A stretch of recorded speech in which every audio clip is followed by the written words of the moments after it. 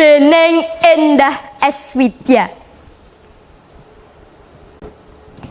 Biyen aku isih cilik mula aku dikudang simbok sekolah sing pinter.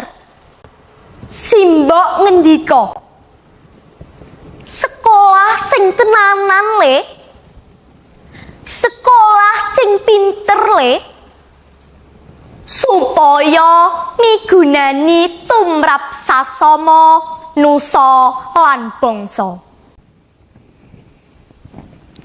Aku banjur mikir, aku kudu kepriye?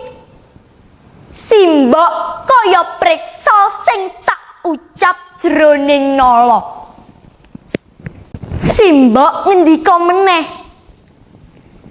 sliramu kudu tekun le, kudu ngati-ati sabarang tumindakmu.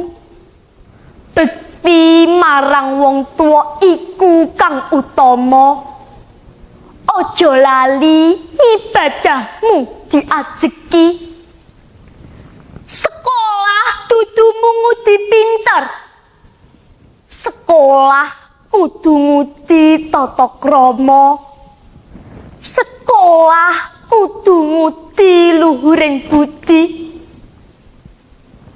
Aku banjur mikir meneh. Aku kudu nindakake kabeh ngendikane simbok. Nalika aku tansaya gedhe, aku duwe pangangen-angen. Aku kudu sekolah sing tekun, sregep sinau, telaten.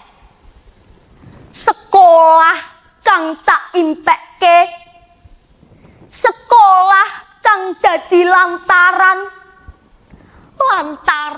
ndadekake kabeh pangangenku, lantaran ndadekake kekudangane simbokku, supaya dadi wong kang piguna tumrap agama, bangsa, negara lan wong tuwa iku kang utama. Klaten 17 April 2023.